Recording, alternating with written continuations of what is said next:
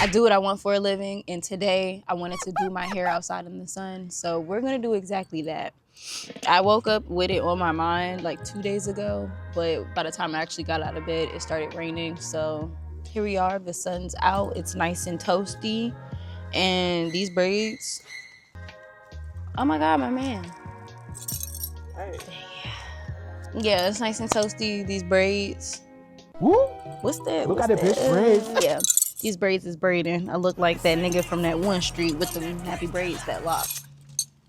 Exactly. About a month ago, I went to a beauty supply store and I got some Jamaican bounce crochet hair because I was actually supposed to do this for our trip to Louisiana, which we actually never ended up embarking on. And then a lot has happened and I didn't do my hair the way that I originally planned. So yeah, I'm gonna do it now. And while I'm here, I'm just gonna yap. And usually whenever I do my hair, I just be having a lot on my mind. Like I said in my last video, doing my hair in the mirror kind of gives me like an outlet to vent and talk to myself and manifest and stuff like that. But sometimes I just be having shit to say. So I'm gonna say it. I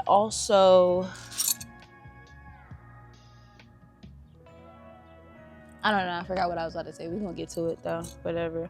Actually, before I get started, hold on, because there's a lot of flies and shit over here. I'm literally sitting in the backyard and it is the beginning of spring in Houston.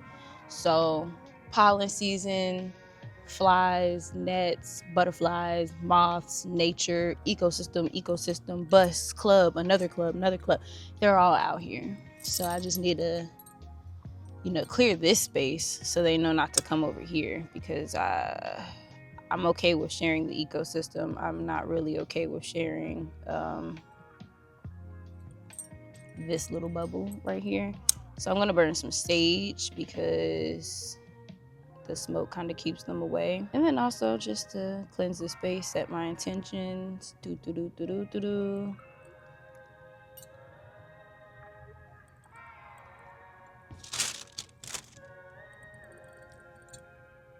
Yeah, get away.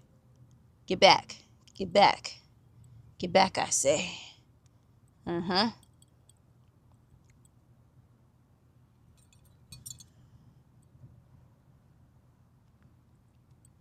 I might not spend the entire time out here doing my hair because, like I said, it is hot, okay? It's Houston.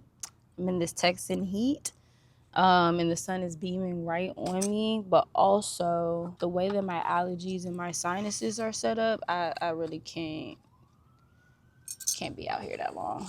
It sounds like a wasp is in the distance. Oh, wait, before another thing, because I know y'all gonna ask. Y'all gonna ask about what products I'm using, so boom. I just did a beauty supply store haul. I have a spray bottle. This is water and this like decontangular cream. I said decontangular. This detangler cream that I got from when I was in Brazil is from Salon Line. I got my go-to daily moisturizer by Thank God It's Natural. And I do fuck with Camille Rose. So I got the Honey Hydrate leave-in, and then I also got the oil. I love to mix all three of these together for a simple little hydration situation. And then I got my dimming brush. Okay, I've been natural my entire life, and I'm sorry, I don't need to be influenced to buy all of these like crazy brushes. Eventually I will try them, but my dimming brush has never done me wrong. Now, don't talk shit about the braids in the back of my head, okay? It's really nobody's business. Not yours, not mine either, but we're here. This is actually going to be the last hairstyle that I do before I shampoo my hair next week. Oh shit, yeah, this is the last hairstyle that I'm gonna do before I shampoo my hair next week. Since I've been back in Houston, I've been refraining from shampooing my hair too much because the water here is rough. Okay, I get it. When you're in bigger cities, they kind of have to treat the water a little more. But all of those chemicals, it does leave my hair stripped and dry. So I try to do the most like low manipulation hairstyles as possible, and usually I keep my hair wrapped up. So that's part of why y'all see me in a head wrap like most of the times, other than, you know, protecting my head, but also protecting my head. You feel me? You picking up what I'm putting down? Now, since my hair is already parted in braids, I'm literally just going to take them out and then redo them. That is a big ass bee.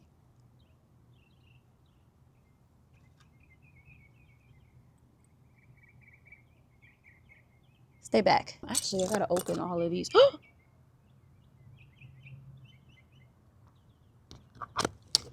Okay, that was opened already. Okay, so the seals are just popping out of everything right now. I need to poke this out. Using a little nature. God damn. It's a really big carpenter bee, and they don't sting. They actually don't really bother you. It's just the buzzing sound that a lot of insects make. For some reason, it like makes my brain very uncomfortable. So whenever I hear it, I kind of tweak out a little bit because I don't like how it sounds, and I don't like what that buzzing vibration noise does in my head. It makes me feel like I'm going insane. Because all I'm doing is just replenishing some moisture in my hair and then rebraiding it. I'm going to start with my spray bottle. Oh shit. I don't really need that much because I don't need my hair to be soaked. Ooh, we got some shedding. Okay. That is a lot. See, I got a lot of breakage, and I knew this was going to happen. But we're here now. I sprayed my hair just enough to get it like a little moist, not even damp, but just enough to like wet that bad boy. And these cornrows have been in for probably like 2 weeks now, so I'm not going to be surprised if I do have a lot of shedding and breakage. I'm going to start with my leave-ins. I'm mixing the daily butter cream with the hydrating honey. And my hair is highly porous, so I use a lot of everything in my hair.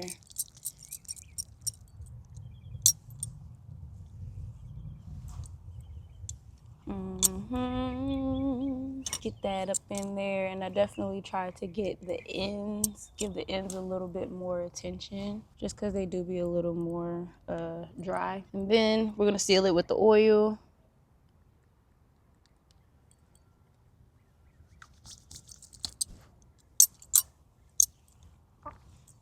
I take my precious time when I do my hair, so y'all ain't about to get a whole lot of rushing about me. I'm sorry. And then I'm gonna brush from the ends up to the roots.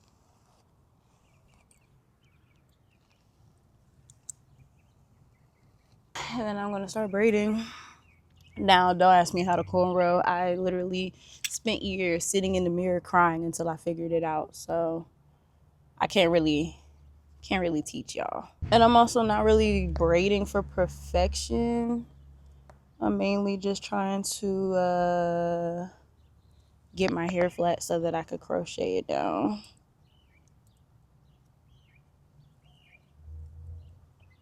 Y'all, I cannot wait to start back traveling.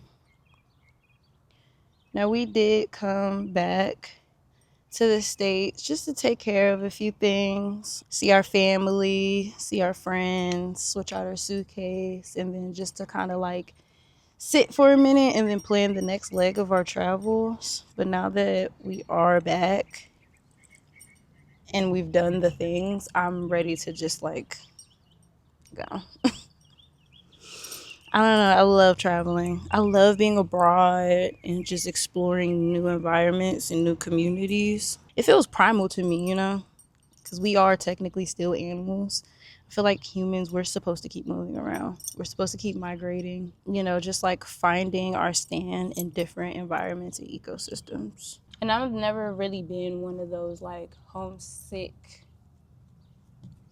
kind of people. And don't get me wrong, my home has always been a sanctuary for me. Like the way that I set up my crib has always made it to where, like, if I gotta be in the house, I'm straight. You know, like, everything that I need is in here, but also the vibe, the ambiance, the energy in this space. It's so fulfilling that I don't have to be outside. You know what I mean? But I do enjoy getting out, and I do enjoy going far and just exploring something else. And that's really what traveling has done for me, you know. Traveling, I'm never been one to be afraid of stepping out of my comfort zone, but traveling has definitely made it to where, like, not only am I stepping out of my comfort zone, I'm also walking with complete uncertainty and surrender. And I will say, traveling in my 20s has taught me some really valuable things. It's taught me some things, and it's also affirmed a lot that I've already known. And I will start with the biggest thing that I have been practicing and learning from travel is surrender. Surrender. And we talked about it in one of our YapCast videos, how surrendering plays a huge role in us, like, developing ourselves and developing our relationship. But on a personal level, learning how to surrender has been quite the challenge as I've been traveling. Because first and foremost, you have to surrender to the environment that you're in. You know, like, going to these countries, especially if you are from the States or you're from a wealthy Western country, you gotta know that you're privileged already. You have the privilege to do what most people in the world can't fathom. You know what I mean? You have the stronger dollar, you have the stronger passport, you by far are privileged. And because you're privileged, you got to know that when you step into these countries, it is not going to be like what you're used to. You know, all of the simple convenience that you feel entitled to in your home country, like fucking air conditioning, that shit is a luxury in some of these places. Or, you know, it's just not really embedded in the culture or in the infrastructure. So by you chasing AC or chasing these conveniences, you look like you can't survive. So in that type of predicament, learning how to surrender is accepting that I'm in a completely different space. This is what has worked for these people for so long. I have no control over this whatsoever. I got to sit back and adapt. I have to surrender to the moment, allow myself to, you know, take in the present and take in this experience, but let it do what it needs to do for me. You know, if there's something here that I need to learn, let me sit back and learn exactly that. I'm going to burn this sage again because, ooh, it's still kind of burning.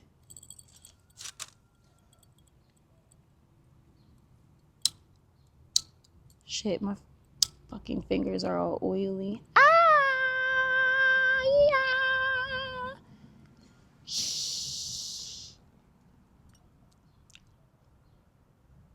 As humans, like, we always feel like we need to be in control. And in these very busy, hustle bustle countries where you got to be on top of everything and you got to be perfect and you got to fit in this box, you feel even more obligated to fight, control, and make shit happen instead of allowing things to just happen. For me, learning how to surrender also looked like slowing the fuck down and let things happen in due timing. Whether it's spirit timing or somebody else's timing, it's just going to happen when it needs to happen. That was the biggest thing that Costa Rica has taught me. So we spent the first 4 months.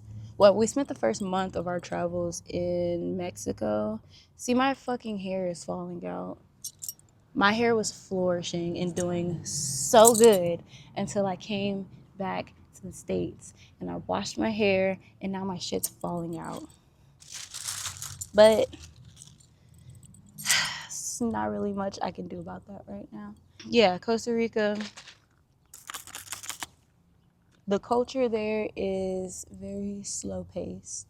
They have something called Tico time. And when you out there, there ain't no hustle and bustle. When I move, you move. It's we gonna move on Tico timing. If I tell you 10 minutes, but I actually mean 30, it's gonna be 40.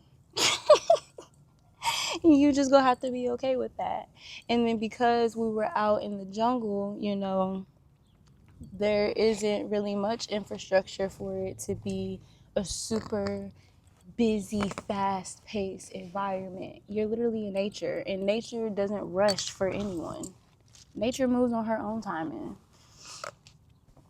And I felt myself, slowly deconstructing the idea of having to keep up and, speed up and move fast. And granted, I've always been the kind of person who likes to move on her own timing and her own pace. That's actually something I used to get in trouble for a lot as a kid, was that I just moved too slow.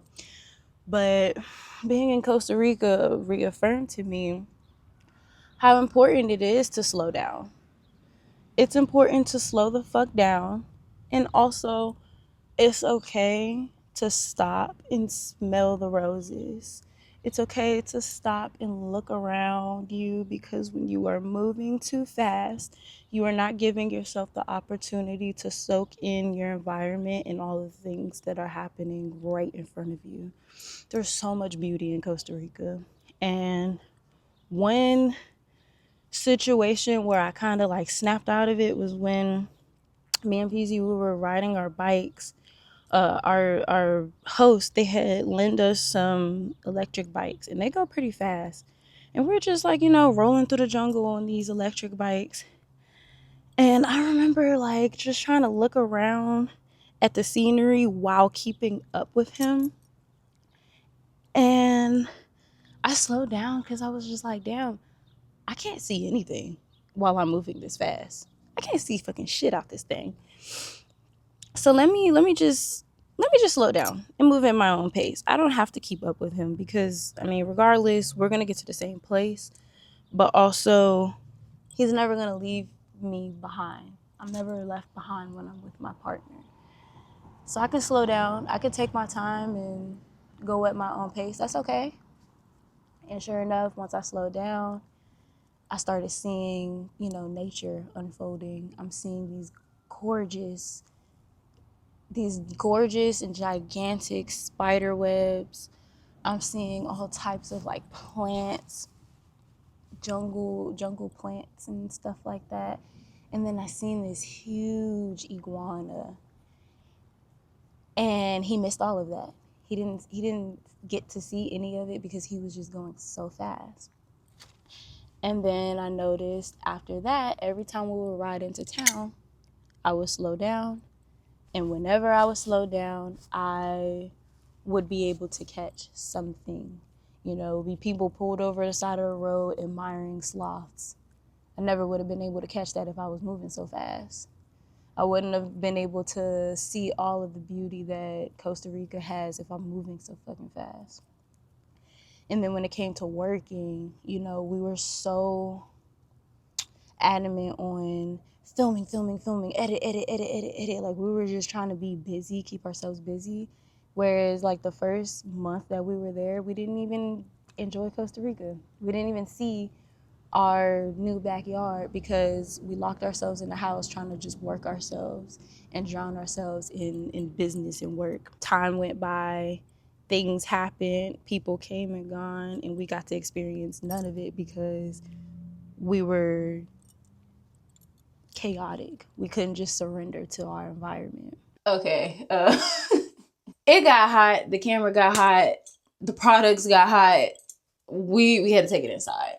But it's cool. I got to do the thing that I wanted to do, which was just do my hair in the sun.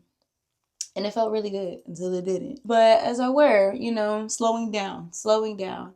And this is the thing about slowing down, right?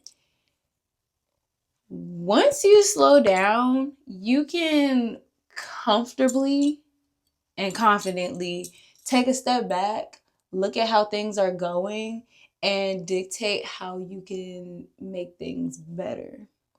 Like, I love romanticizing my life. I don't care. My life is so cutesy, it's so romantic, and I'm just gonna do whatever I can to make it like even more whimsical. Cause what? I don't ever do my hair outside. That's not even like, like how often do you hear people doing some shit like that? I need to get a clip. But yeah, how often are you hearing people do shit like braiding their hair in the backyard because the sun's out and they just want to feel the warmth on their scalp? That sounds like a vibe to me. And if I didn't surrender and I didn't slow the fuck down, I wouldn't be able to come up with such ideas as that. I guess we could say that traveling has also taught me other ways to slow down and figure out how to make my life even more lovely, or how to really see the loveliness in my life. I won't lie, y'all. As I'm braiding my hair, I literally feel these strands falling out in my fingers, and that does kind of make me a little sad because my natural hair is just something that's really important to me, and while no, it's not my identity, it still does play a huge role in my overall like being. And my natural hair is something that I've nourished my entire life. Even when I did the big chops, this is my baby. And while I was overseas, my hair was just flourishing. Like, it was just doing so amazing. And now I'm still recovering from the breakage due to the harsh chemicals in the water here. And then, just like the overall air quality, the stress, the trauma, the fucking food, like, I don't know, everything is it's just fucking my hair up. And even as I'm spraying these products, I'm even as I'm putting these products in my head, like, it still feels so brittle. Yeah, that makes me a little sad. Because, man, overseas, like, that another thing that traveling long term taught me, even though we are privileged here in the States, we're privileged when it comes to material things that don't actually matter for, basic human necessities. Our food is fake as fuck. Our water, chemically treated. It's not even hydrating.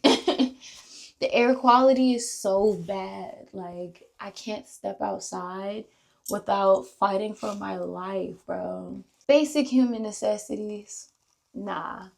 But material luxuries like air conditioning, yeah, sure. But me, I'm going to take the basic human necessities over the luxuries any fucking day.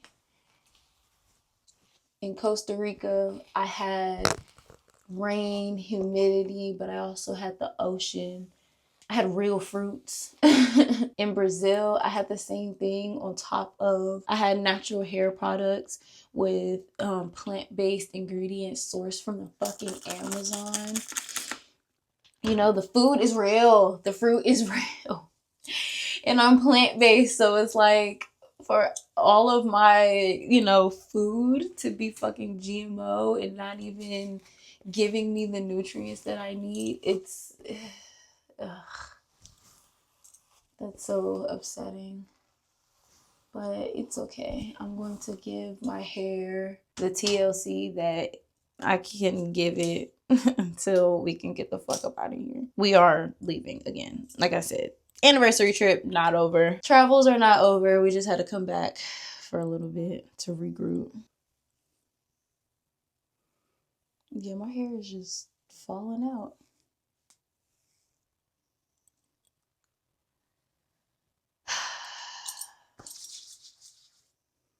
I don't get emotional on camera because vulnerability is vulnerability is a thing that I'm working through, especially public vulnerability, you know, showing my emotions to the people in my immediate life is one thing, but doing that online, very foreign concept for me. Just know, if you can't see it on camera, I'm feeling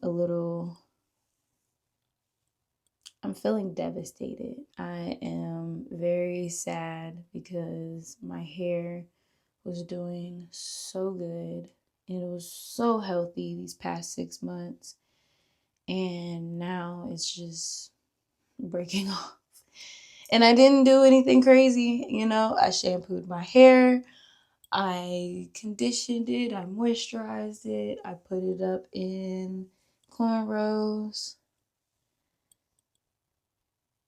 like I've been kind of wearing for most of my travels. But here we are. It's okay. This too shall pass. Hey, yo, this shit look crazy right here. Hey, don't get me wrong, okay? I'm not like I will not sit here and pretend like I'm one of those naturals with like a super strict regimen, okay? Because I did have these cornrows in for like 2 to 3 weeks.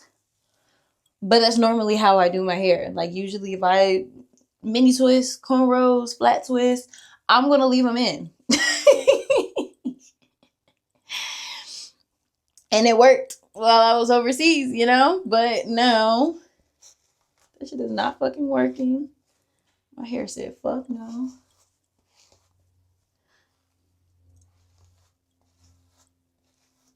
Y'all got gray hairs. I've actually... I started growing gray hair since I was a kid. I've always had gray hairs. But now I'm starting to grow a little bit more. Now, I don't think it's age because, like I said, I had them since I was a kid. Probably some type of deficiency. But every time I get my blood work done, my doctor commends me on how good my levels are. So, I don't know. Can't really say genetics because I got more gray hairs than my parents. Well, I'm saying that because my daddy bald headed and my mom just doesn't have a lot of gray hair. And she's a pixie cut queen.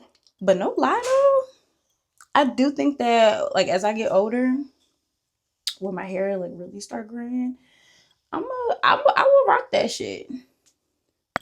I will rock that shit. Fuck a beauty standard, bro. If it's on me, if it's in me, we rocking. You feel me? If I got the gray hairs, I'm not about to dye my shit and pretend like I don't. Like, that shit fly. Tuh. And don't let me get older and become a silver fox, cause baby. Hey y'all. Yeah, she gonna be a silver fox. Oh, you heard that? So another thing that traveling long term has taught me, or more so reaffirmed to me, is that I always have exactly what I need. Always. You feel me? God is my infinite and everlasting source of supply. And I'm one of those people who move with the mindset of I'd rather have and not need than to need and not have. So I tend to be very precautious and forward thinking, especially when it comes to planning, preparing, and packing. But being abroad, you know, I realized that I didn't really need all of this shit that I brought. I'm talking like I brought rain suits because, oh, Costa Rica is rainy and everybody said you need a rain suit. Did not use that shit. Bug spray. Them insects did not give a fuck about that damn bug spray. Even when it came down to like my outfits, and granted, I tried to keep it minimal with the clothes that I brought. I knew that I was going to be in the Caribbean, so I packed a lot of breathable, comfy clothes. And it did work while I was in Costa Rica. But then once we moved on to other countries, those clothes that I packed for Costa Rica was not popping enough for Brazil. But even if I did not bring those clothes with me, I still would have had exactly what I needed simply because, boom, if I gotta buy some more clothes, the mall is right there. And that is a very privileged thing to say. But that's my reality, you know? I did pack a hoodie because I get cold very easily. So when we left the States, I brought a hoodie with me so that I can, have just in case it's too cool anywhere. And when we were in Costa Rica, my suitcase molded and the hoodie got molded. So I had to get rid of it. And by the time we got to Brazil, being on the beach at night, it was pretty cool. I didn't have my hoodie, but you know what I did have? A couple dollars and an Uber ride to the shopping mall. And I was able to get, a jacket to hold me over. So even though I try to prepare for everything, I try to prepare for most case scenarios. Still, you never know what you need until the moment happens. And even then and there, like, you already have exactly what you need. And if there's ever a time where you have to use the things that you have to get something else or to acquire more, that is still, your choice. That is the power that you have, and definitely, yours to use to your own advantage. There wasn't anything that I did not have that I needed. We in the jungle, yeah, the internet is slow, but we had internet. Content was getting posted. Yeah, we didn't have a bunch of privacy where we were living, but we had enough to still be intimate and connect as a couple. We don't have a space to film our content the way that we usually do, but we still have our imagination, and we got the land, we got the nature, we have ways to execute and make things happen. You feel me? I might not have one thing, but I still have something greater. And that's all that really matters. I always have exactly what I need. That gratitude be a motherfucker, I tell you. See, I really want to do this crochet, but at the same time, I got this Afro wig that I'm in love with.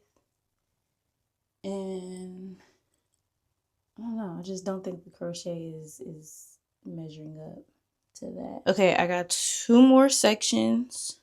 4 of these little braids. So what I'm doing for the middle part, I'm just doing 2 and they're gonna feed into one fat ass braid, and that's why that shit look like this. So I got 2 of those. And then I can start crocheting. Bro, the way this microphone is like scrunching up my little tube top. So another thing that traveling long term has taught me was to just be more comfortable in exploring glamour and like finding other ways to express like my beauty. You know what I mean? And to also like not shy away from being over the top. I don't need a special occasion to wear an all white fit. I don't need to, wait until I'm actually going out and being around people just to put some smell goods on. It's okay to do a little light beat just to go to the pharmacy, like it's okay. And so much of that was actually inspired by my time in Brazil. Because when I tell you, oh my goodness, them Brazilians are fine as fuck. Ugh, can't even, I can't even lie to you. Them Brazilians are fucking gorgeous. Skin popping, hair popping, fit on deck. Them Brazilians really just got it going on. And I don't know, like being there just made me feel better knowing that like I don't need a special occasion to pull off an all white fit. You feel me? And since traveling to Brazil, I have been just looking for more ways to express myself through beauty and glamour. Now, like I said before, I'm not super huge when it comes to makeup just because, I don't know, like 1, I'm a late bloomer when it comes to it, but 2, my natural beauty is just where I feel the most comfortable and confident, if that makes sense. But oh my goodness, my fucking hair is just shedding. Sorry, y'all. Hold on. God damn. Oh my goodness, my fucking hair.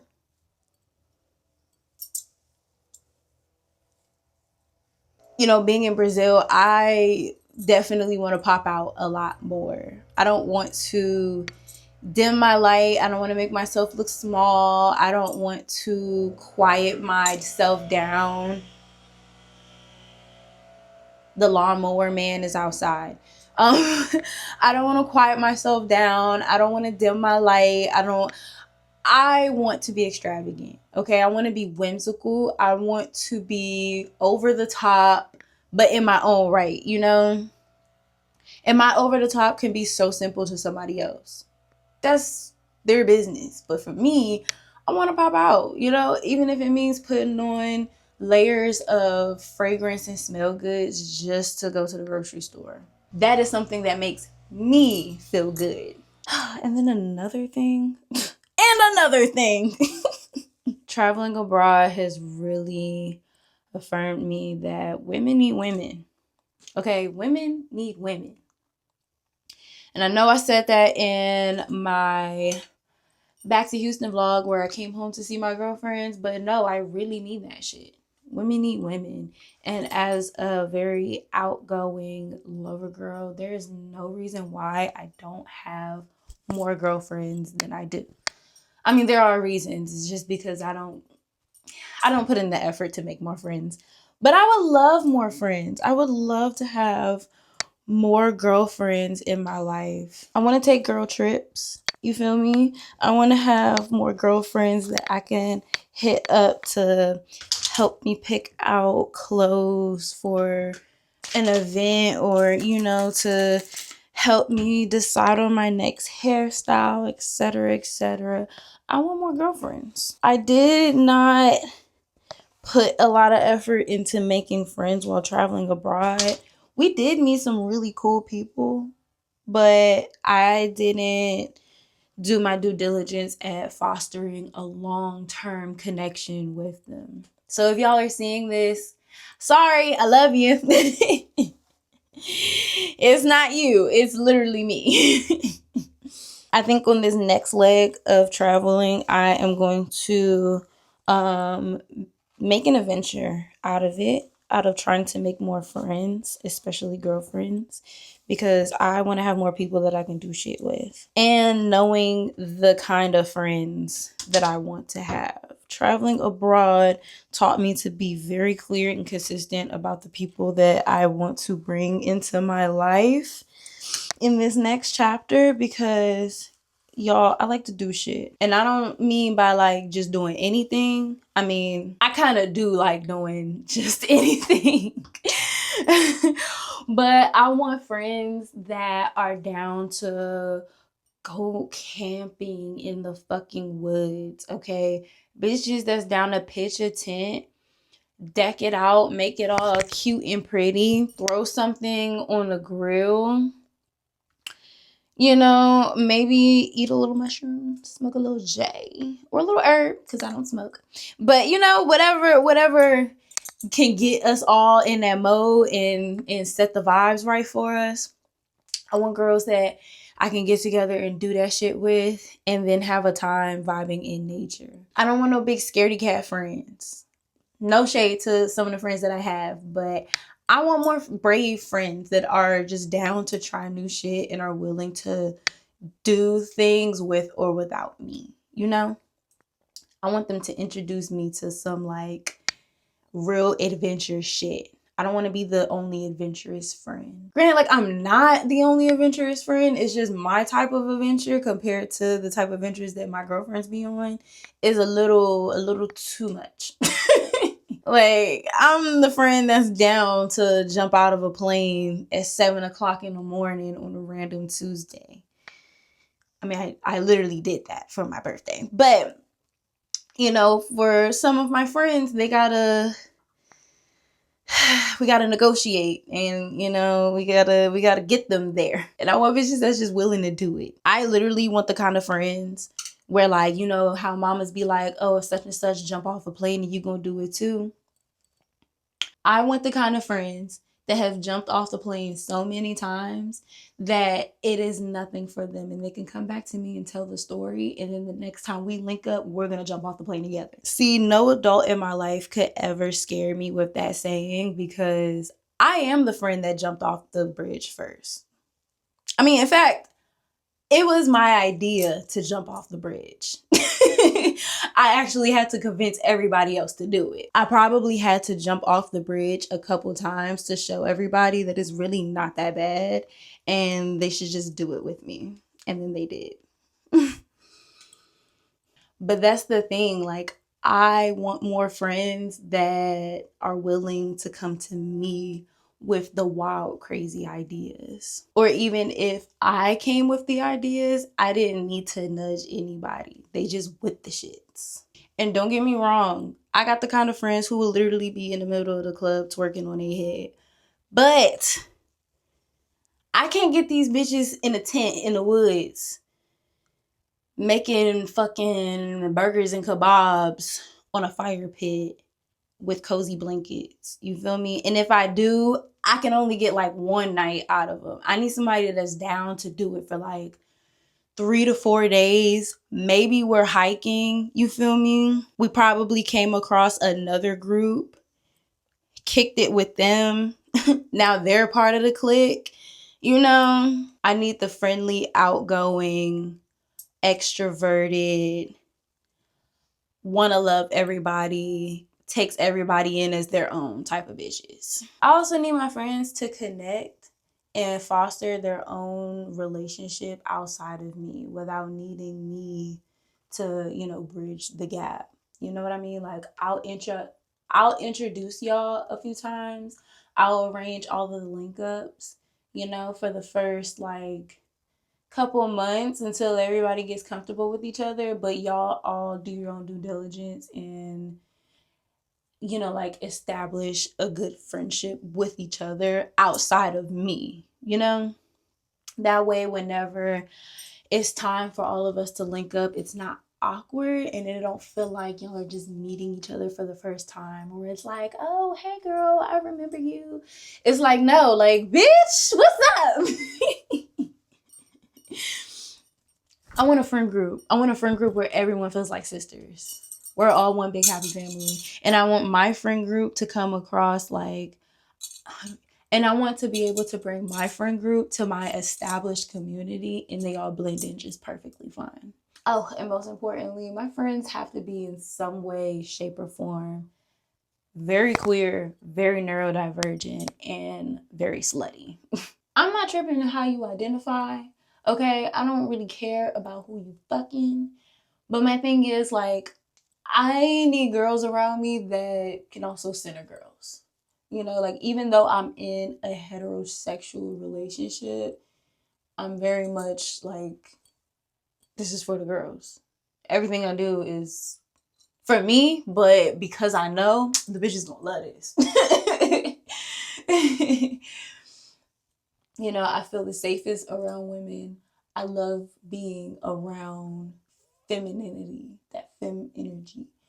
Even when it is, you know, a mask presenting person who has a very like healthy balance in their femininity, I love that shit. But I also need the kind of friends that's not going to be all like cringy and shy away if I call her sexy and we can make, you know, very inappropriate jokes with each other. I need my girlfriends to, you know, pull my hair and slap my ass because I cooked the bomb ass meal and they love that shit. I need my girlfriends to, you know, to some extent be my actual girlfriends. You know, like, if you look at all the girls that I hang out with now, they're all my girlfriends. And I'm not just saying that in a like, you know, friendly sense. Yes, they are my friends, but like, we're dating. They just don't know it. But actually, they do know it. But my girlfriends are my lovers. I believe that romance does not have to be limited to just the person that you are, in a intimate relationship with. Romance is not only reserved for your life partner, your spouse, girlfriend, boyfriend, whatever. You can be romantic with your friends. One thing that's very important for me is for all of my girlfriends to know that above all else, before that man or woman or partner, whoever you're dating, whoever you're fucking, I'm your lover, okay?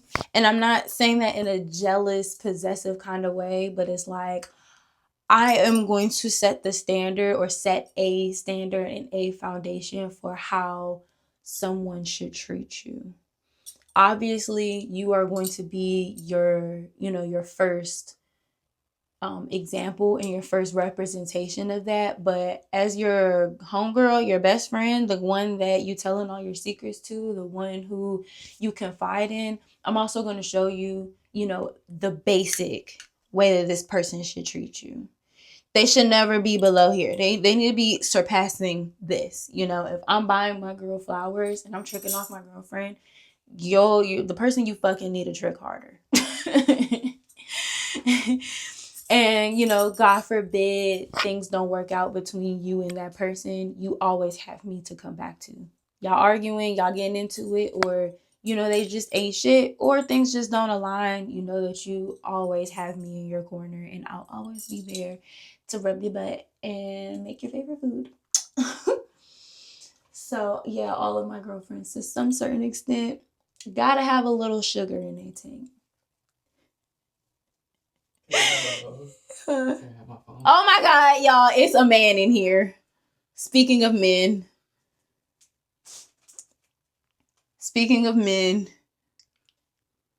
What's wrong with men? Nothing's wrong with men. I was talking about how my girlfriends are my girlfriends. And before that man love them, I set the foundation for how they should be loved. Mm. And if that man don't do them right, they always got me. Cause you're my girlfriend. Cause y'all gay. Okay. My bad. My bad. And then here's the other thing, because if my girlfriends are going to have a partner, get back in here.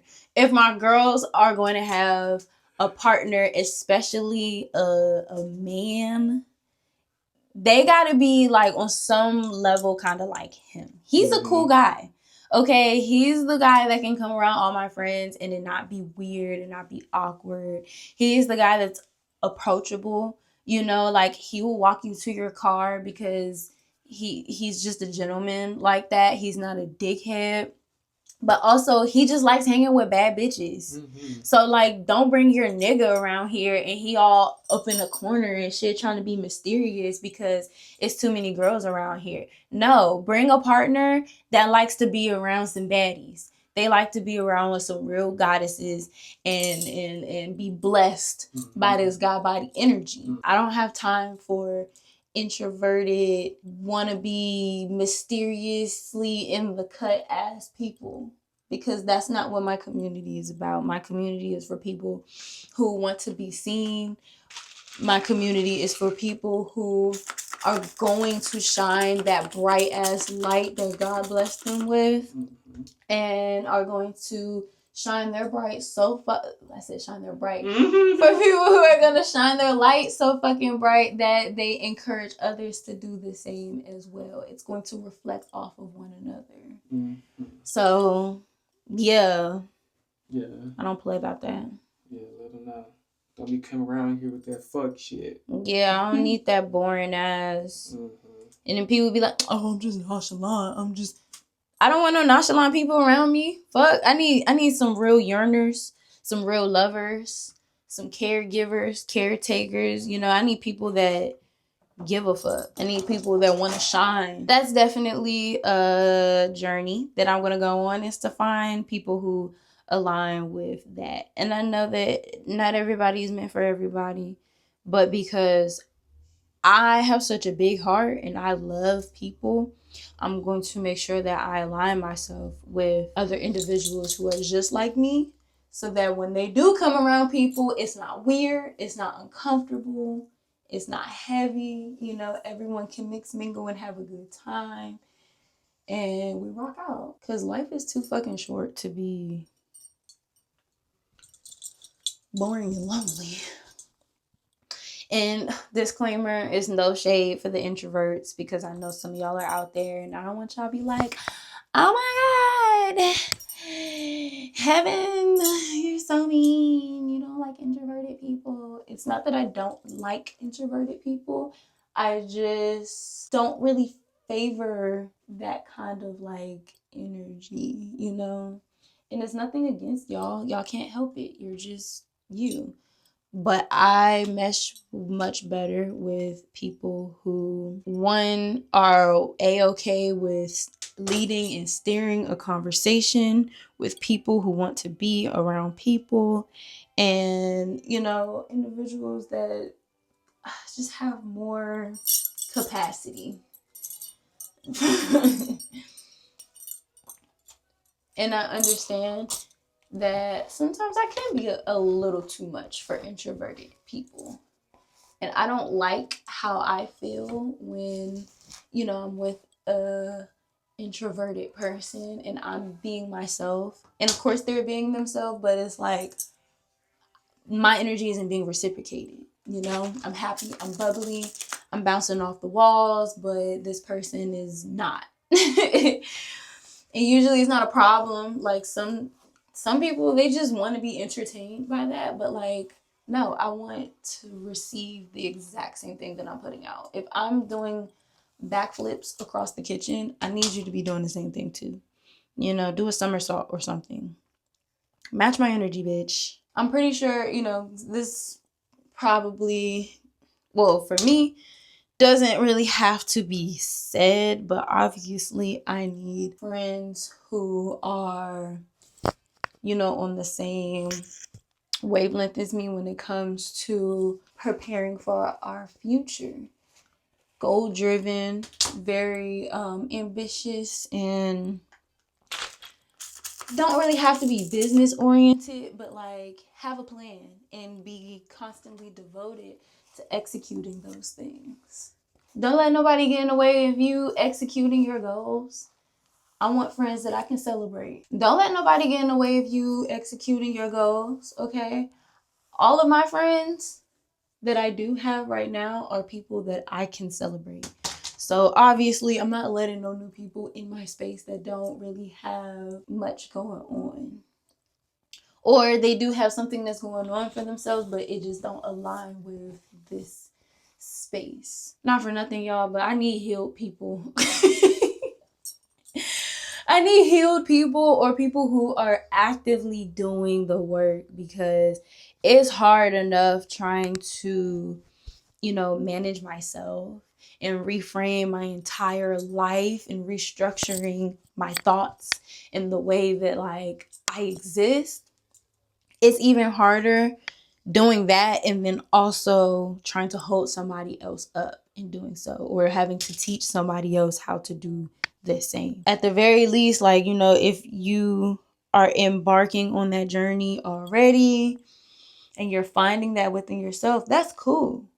And I know that this work is not easy. Okay, I never said it was fucking easy. However, I can't take on any people that are not at least on the same level as me. I'm not Captain Save a Ho, okay? I'm not Build a Baddie. I'm not about to build nobody up. I'm not trying to hold nobody's hand and teach nobody shit. I don't want to be the big sister. I don't want to be the, you know, one that got to reach back and hold your hand and walk you through the steps of life. I need friends that have figured some things out on their own, and we can just, you know, work together in fortifying that. Like, y'all, I don't want no type of dynamic where like I am working my ass off to build a phenomenal life for myself, and then this person around me, all they do is self-sabotage and they bring their shit around me. I can't do that. I'm sorry. And I was that bitch. You know, I was the dark cloud in the room. I was the one who would drink and sabotage myself, my health, my overall well-being, because I didn't think that I deserved all of the blessings that I had. And I wouldn't be surprised if the people who were in my life at the time like couldn't stand me. I mean, shit, I couldn't stand me. And now that I'm, you know, in a much like better headspace and I built such an amazing life for myself, I can't fall back into that trap. Meaning, I can't have people in my space who are aligning with that kind of frequency. Now, this ain't to say that we can't turn up and, you know, have a little drink or two, but it's like I can't fuck with a bitch that got too many bad days. I also can't fuck with nobody that, you know, while I'm trying to speak abundance and prosperity over myself, you constantly existing in a place of lack. You got to see the worst in every single situation. You got to see the worst in people. You always looking at the downside of everything. I can't fuck with it. And I get it. Growth is going to look different for everybody, but I need you to be, if I'm here, I need you to at least be right here. I can't be around people who are on some shit that I grown from or I've evolved from. That's not me anymore. That don't serve me. Therefore, a person who embodies that also does not serve me.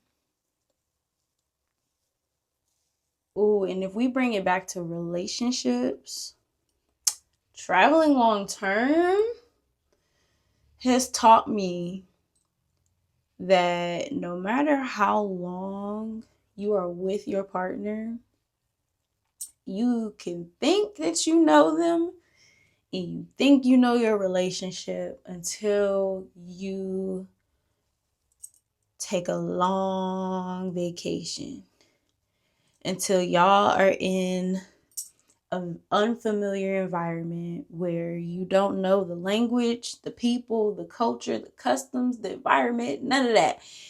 When y'all are in a place of complete uncertainty and you have to figure your shit out together, yeah.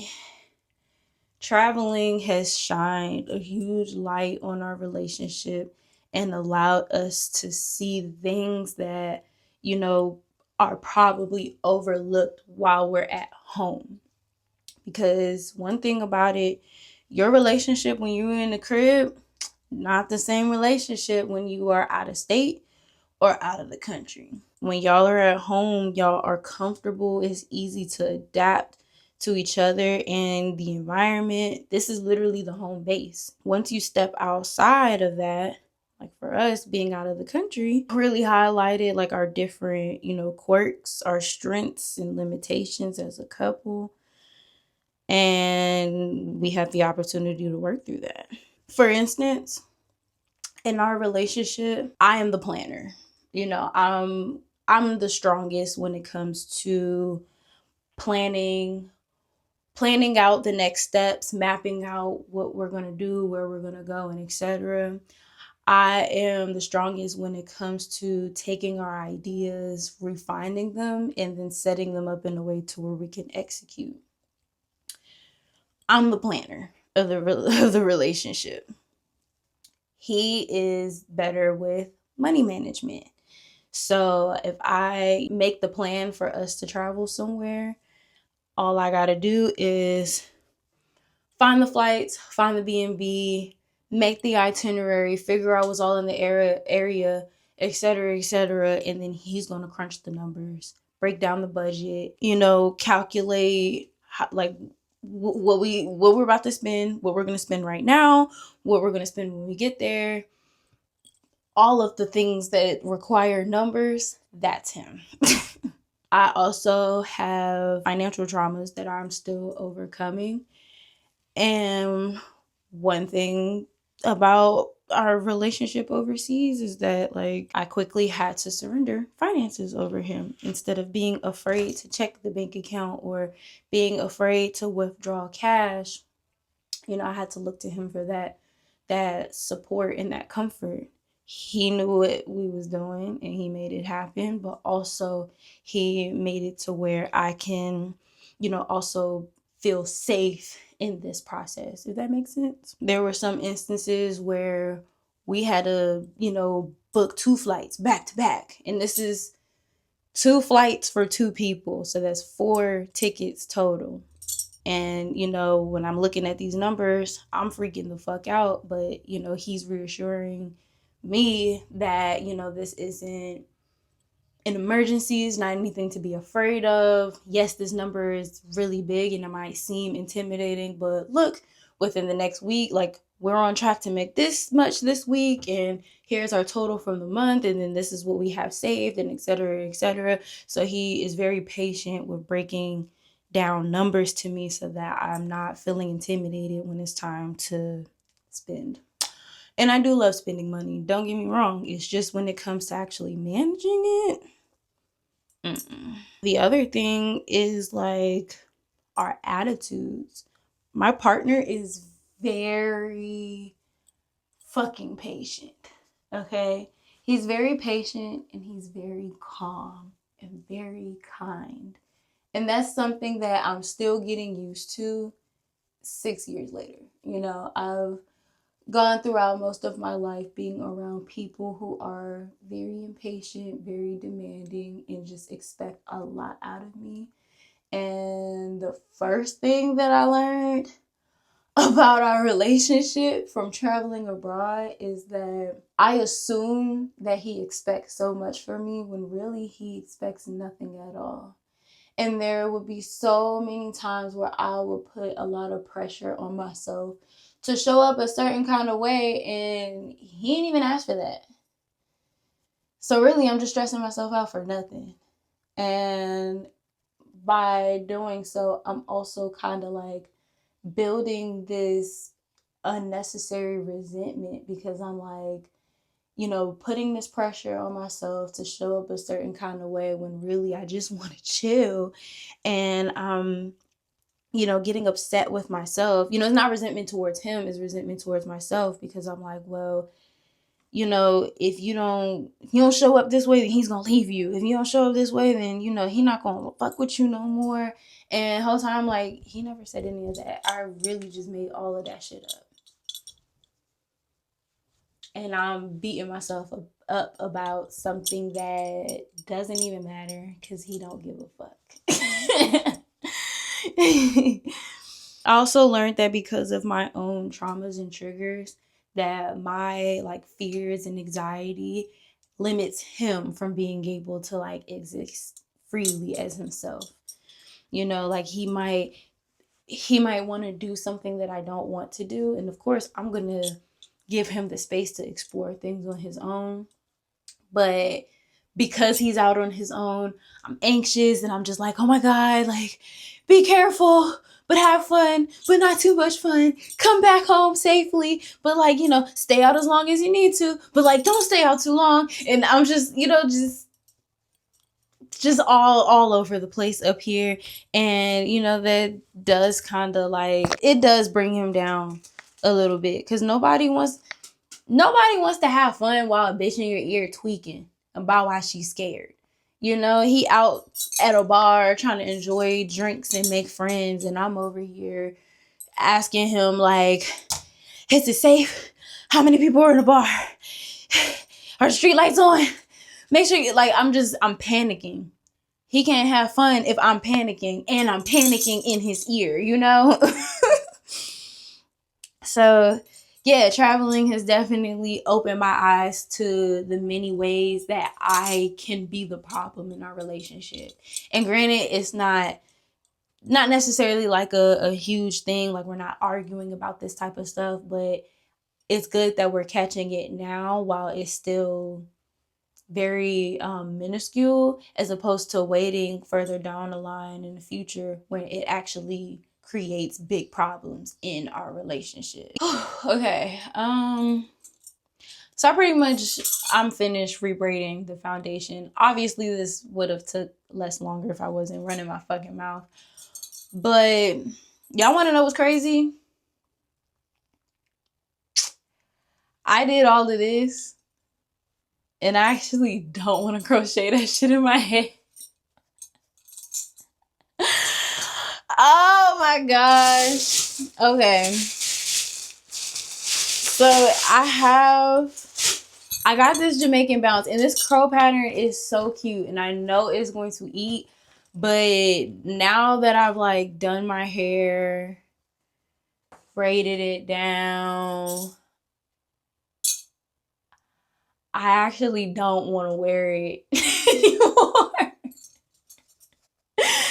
I just got this Afro wig. And it is so fucking cute. It's the Afro Badu wig from the Janet collection. And it's like this big, funky, you know, Afrocentric afro. And I really just want to wear that. But I did buy this hair because I wanted a certain look. But now I'm just like, no. So I'm gonna sit on it. I'm gonna sit on it, okay? And if I actually do end up crocheting it in my head, I'm gonna make a separate video of me doing that.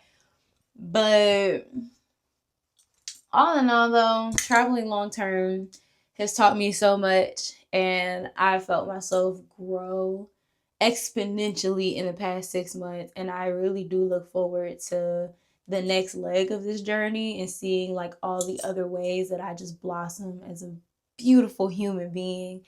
You know, I look forward to making those friends and establishing those connections. I look forward to, you know, stepping more confidently in my power and my purpose and walking in my beauty and glamour.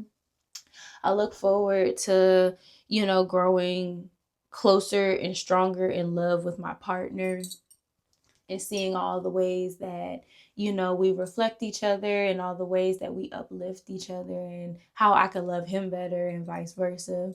I look forward to exploring new environments and getting into new hobbies and just existing, getting away from the hustle and bustle to be able to slow down and stop and smell the roses and enjoy the beautiful world around me. I look forward to it all.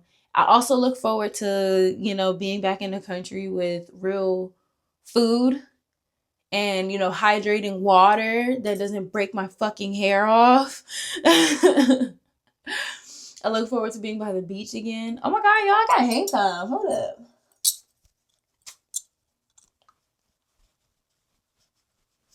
Um, I look forward to it all. That's my TED talk. Oh, I am going to spray my scalp with this hair growth tonic that I got in Brazil. It's Lola from Rio brand. Can't really tell you all that it does because it's in Portuguese, but I saw a lot of the girls was using it and I got it. And it feels so good on my scalp. So can't be too bummed out about my hair breaking off because I'm just gonna grow her right back. Oh, this feels so good. But yeah, that's so funny because I really just yapped y'all's head off just for me to not do the hairstyle that I was supposed to do. And even with the braids, like, granted, this is just the foundation for the crochet. It don't gotta be perfect. It's gonna be perfect enough for me. But, you know, if I decide to do the hairstyle tomorrow, then I'm gonna do just that. But I think I really just want to put that wig on and take some cute pictures because the weather is beautiful and I want to soak in the last bit of sun for the rest of the day before it goes down. Well, if you made it this far, you a real one because I talked a lot. If you haven't already, like, comment, subscribe, share, all the good shit. Let your people know that this is a real good video to listen to while you are cleaning your house, doing your hair, or whatever. You just need something to listen to pass time. I'll be that. Follow me on all of my platforms at Mirpo. Drink your water, drink your tea, love on yourself, love one another, all of that good stuff. I love you. Bye.